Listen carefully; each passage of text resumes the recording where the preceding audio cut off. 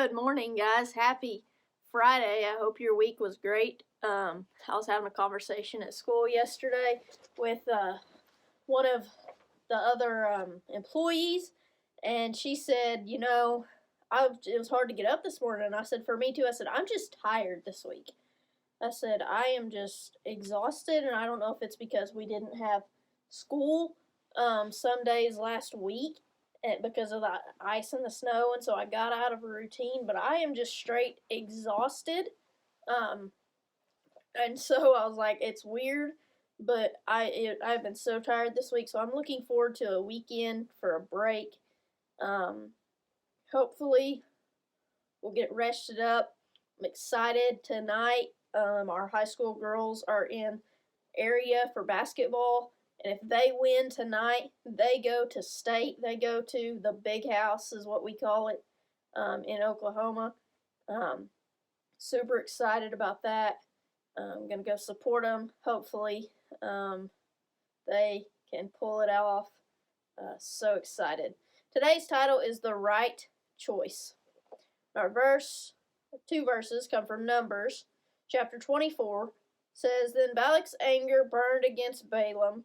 He struck his hands together and said to him, I summoned you to curse my enemies, but you have blessed them these 3 times. Now leave at once and go home. I said I would reward you handsomely, but the Lord has kept you from being rewarded. Like I said, Numbers 24, verses 10 and 11. It says, The country of Moab had a bad king, King Balak. King Balak and the Moabites, that's a word, did not like God's people, the Israelites. The Moabites were afraid the Israelites would muscle their way in and take over their land. So King Balak hired the prophet Balaam to help him. The king offered to pay a lot of money if Balaam would simply put a curse on God's people. But God wanted to bless Israel, and Balaam knew it. He had a hard choice to make. Do wrong and get rich, or do right and leave the results to God. Fortunately, Balaam made the right decision even though the king was angry.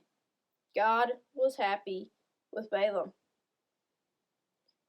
How do you feel when kids at school or on your team ask you to do wrong with them? It seems tempting. When you choose to do the right thing, God sees. Even if others pull away from you because you choose to do right, God will reward you in ways that your friends cannot. Being a godly girl or boy, man or woman, can be lonely and seem costly, but in the end, God will bless you. You know, there's the old saying of, if your friend goes and jumps off a bridge, would you do it? And I think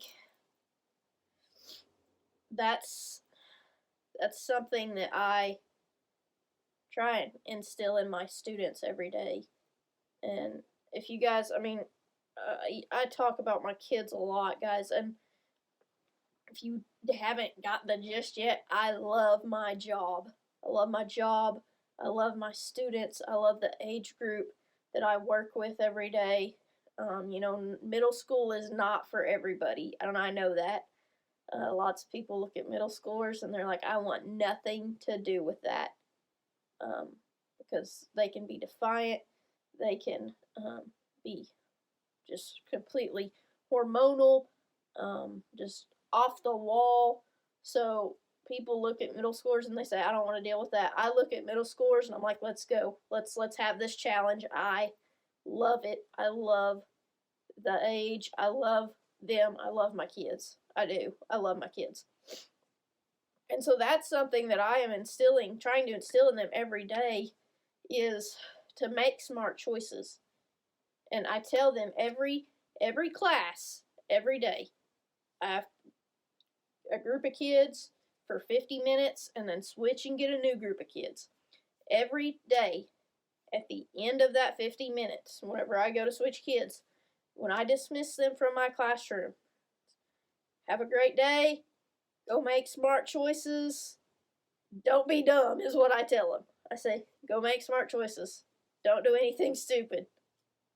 And I say it and they laugh at it, but I say it and I mean it. I say, have a great day, I love you guys, Go make smart choices. Because I want to remind them that that's what we expect. You know, a lot of the kids that come to our building, they think that they're kind of afraid to come to our building because they have just heard stories about how mean the middle school teachers are. And, you know, we're not mean. We just expect a lot. Because our job is to train them so that when they go to the high school, they can be productive. And so that's our job. And so we're not mean. We just expect a lot. We expect you to stay on top of stuff. We expect you to act right. We expect you to follow the rules. We expect you to be a positive example for not only the other kids in the building, but for the other kids in the school.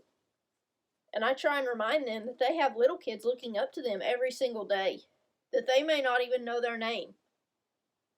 But those kids look at them and they say, I want to be like them. I want to be like those middle schoolers. So I say, give them a reason to want to be like you. Give them a good reason to want to be like you.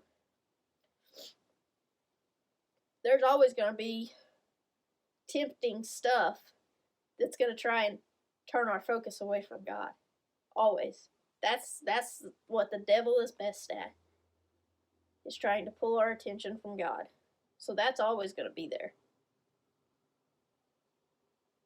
We have a choice every single day to follow God or to follow our temptation. The choice is ours. It is up to us. Our prayer says, Lord, help me to do the right thing even when it seems hard. Help me to do the right thing because I know it will make you happy. Sometimes the right choice is the hard choice. But the right choice is always going to be worth it. Absolutely, no doubt. Everyone have a great Friday, have a great weekend, and of course, go be the example.